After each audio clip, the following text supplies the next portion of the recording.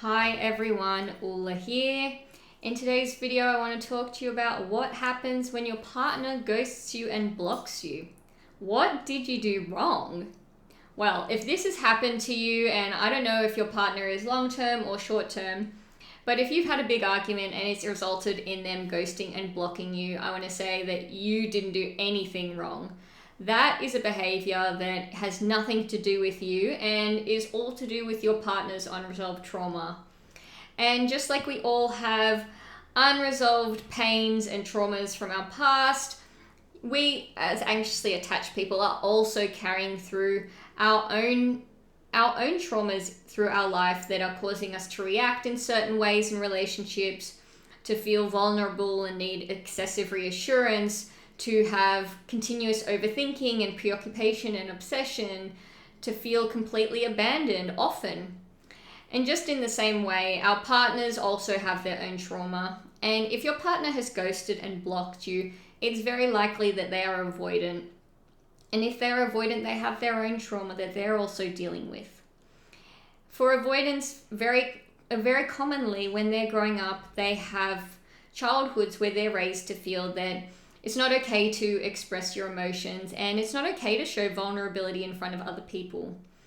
And that leads them to feeling very uncomfortable when their partners show a lot of emotions or when their partners ask vulnerability from them. It also leads them to feeling uncomfortable when they get too close to someone, when they start to feel vulnerable themselves. That makes them feel extremely uncomfortable.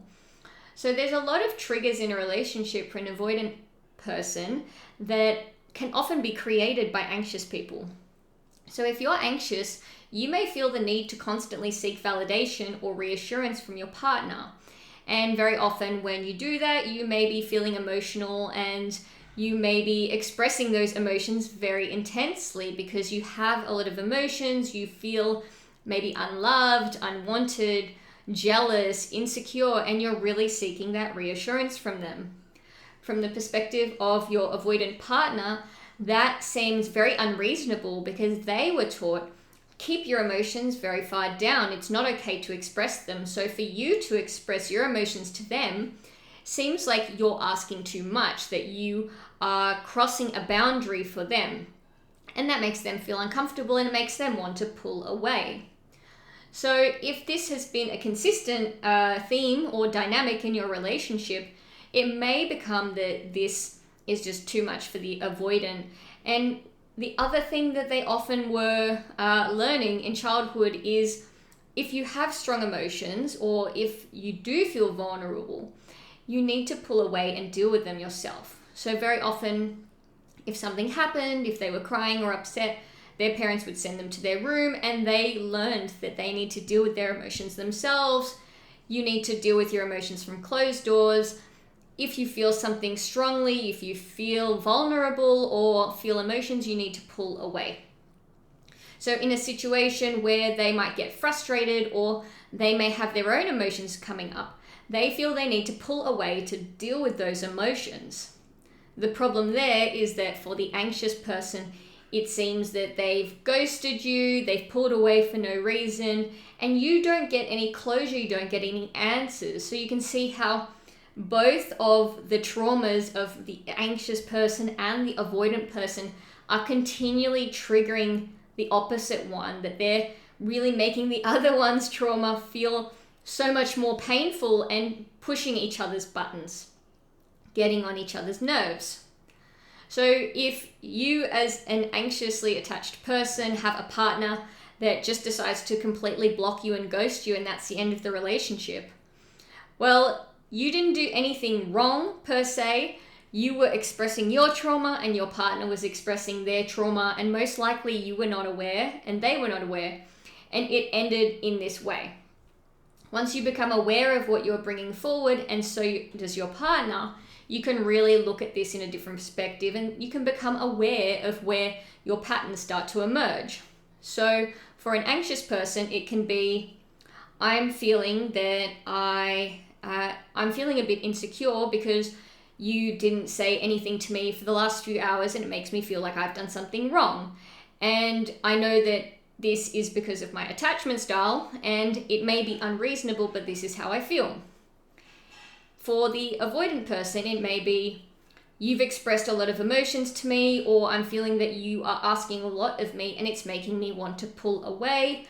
I'm aware of that. I'm aware of that that's coming from my past and my trauma, but I really need a couple of hours to myself in order to deal with it, and then I'll be back. So learning from their side to express that they need to take a break and when they will be back, rather than just disappearing on you. And from the anxious person's side, learning when they feel insecure, when they feel the need for validation, and when that's coming up, to express that clearly with clear expectations, rather than sending maybe repeated messages, or maybe feeling, maybe being passive aggressive, and really expressing themselves clearly. So by learning what your triggers are and how they play out in the relationship, you can really neutralize what you are bringing to the table and allow that relationship to grow in a more healthy way. But if you're already at this point where your partner has blocked you, ghosted you, and that's it, you're going to have to wait for them to sort it out and hope that they will be wanting to come back and work on this with you. What you can also do is explain to them that, hey, I've recognized this pattern in myself and it's something I really want to work on. I don't know if you want to work on this as well, but I think you may find this information interesting. You can share some information with them about attachment styles, about avoidant attachment, and how those pairs work together. And you can't force them to change. You can't force them to do anything.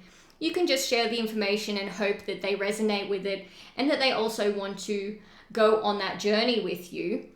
But even if they don't, doing it for yourself and allowing yourself to heal that part of you will be so rewarding, because you'll really break so many patterns, so much pain for yourself in future that you won't have to repeat and create in the next relationship as well.